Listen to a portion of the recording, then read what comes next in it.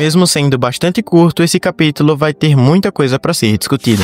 Como, por exemplo, eu acho que o Scope-Gaban pode ser um forte candidato a ser o homem marcado pelas chamas. A cicatriz no rosto dele tem um formato que lembra uma chama, então essa teoria até que faz sentido. De fato, o desenho da cicatriz se assemelha ao de uma chama, mas com o que temos até agora, ainda não estou totalmente convencido. O que posso admitir é que essa marca dele é bem única, com o formato que encaixa na descrição do mistério. Mas para essa teoria se confirmar, ainda precisamos de mais 2 elementos. Primeiro, o homem marcado pela chama supostamente navega em um navio completamente negro. Segundo, ele tem o poder de criar fenômenos climáticos estranhos, que impedem qualquer um de se aproximar do navio. E se eu quisesse simplesmente argumentar que realmente é o Scope-Gaban, a teoria poderia ser bem fácil. Depois da execução do Roger ou da dissolução da tripulação, Gaban pode ter pego o Ouro Jackson ou algum outro navio negro e ido até a Ilha dos Homem-Peixe para recuperar o Road Poneglyph e mantê-lo seguro por 24 anos, esperando o momento certo para que o verdadeiro herdeiro da vontade do Roger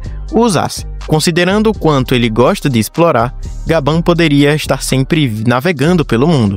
Isso explicaria como ele encontrou Crocus e, ao mesmo tempo, sempre arranja tempo para visitar Elbaf e sua família. E isso também justificaria a sua ausência durante toda a treta envolvendo o Loki. Mesmo assim, um outro fortíssimo candidato a ser o homem marcado pelas chamas é o Dragon. Ele pode não ter as tais marcas de chama, pelo menos não que ainda tenhamos vistos. Mas quem sabe o que pode estar sobre aquele manto. Mas ele tem um navio completamente negro, que é o Indigranna. Além disso, ele tem o acesso comprovado a habilidades que alteram o clima. Então, se formos analisar friamente, o Dragon já preenche 2 dos critérios, enquanto o Gaban só atende a 1. E falando em cicatrizes com formatos curiosos, existe um possível easter egg deixado pelo Oda que está atrás das ruínas do castelo de Oris, nas ruínas do castelo onde ocorreu a batalha entre o Rei Harald, o Loki e os 100 gigantes. Atrás dali existe uma marca muito familiar na parede. Essa marca se parece muito com as cicatrizes de Shanks, ou melhor, com as que Barba Negra fez nele.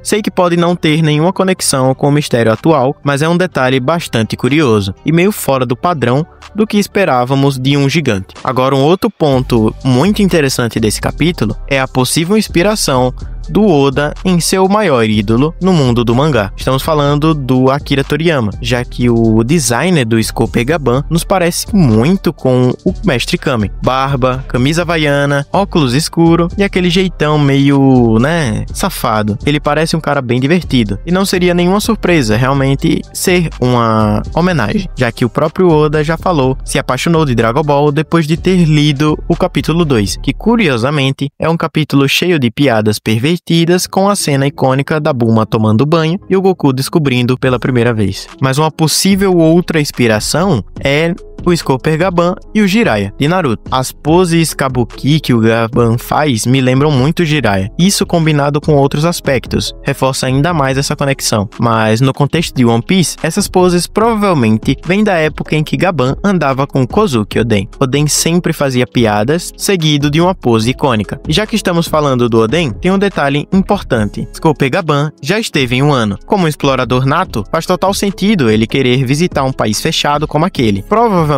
foi lá que ele conseguiu suas roupas no estilo de Wano, mas isso levanta uma questão meio incômoda. Scope-Gaban foi para Wano, viu todo aquele sofrimento causado por Kaido e simplesmente não fez nada? A menos que ele tenha visitado o país muito antes da crise de Oden, a teoria mais provável é que ele apareceu por lá depois da dissolução dos piratas do Roger. E pelo que parece, ele teve um tempo bem tranquilo lá. Eu entendo que sozinho, Gaban provavelmente não teria a menor chance contra Kaido e todo o seu exército dos piratas das feras. No final das contas, foi preciso uma aliança completa para derrubá-lo, mas isso me faz questionar o que exatamente Gaban fez em um ano, porque quando Luffy e os outros chegaram lá, a situação era bem complicada.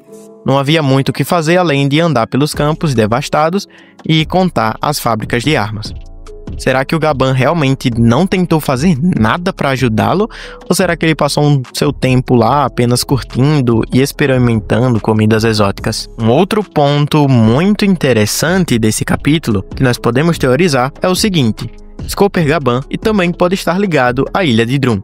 existe a possibilidade de que o hospital na montanha para onde ele levou o Roger pode ter sido a ilha de Drum. Isso seria muito bom saber porque ainda estamos esperando a conexão entre o Roger e a doutora Kureha. Há muito tempo foi a própria Kureha quem revelou ao mundo o verdadeiro nome de Roger, chamando-o de Goldie Roger, em vez de Gold Roger. Isso significa que ela não conhecia Roger apenas pelos jornais que sempre imprimiam o nome dele de forma errada. Ela provavelmente o conheceu pessoalmente. Além disso, Kureha foi a primeira pessoa a mencionar diretamente a vontade dos D. Isso criaria um paralelo interessante entre Roger e Luffy. Luffy precisou levar Nami até Drum para ser curada, e talvez Gaban tenha feito o mesmo com Roger. Vale lembrar que antes da ascensão de Wapol, Drum era considerado o país mais avançado em medicina na Grand Line. Então, se Roger estava doente e precisando de tratamento, esse seria o melhor lugar para levá-lo. Enfim, é isso que faz One Piece ser muito incrível. O Oda revela um mistério e nos cria mais 5, 10, 20, infinitos mistérios a mais para resolver até o final da série. Se você gostou desse vídeo, deixa seu like e até a próxima. Valeu!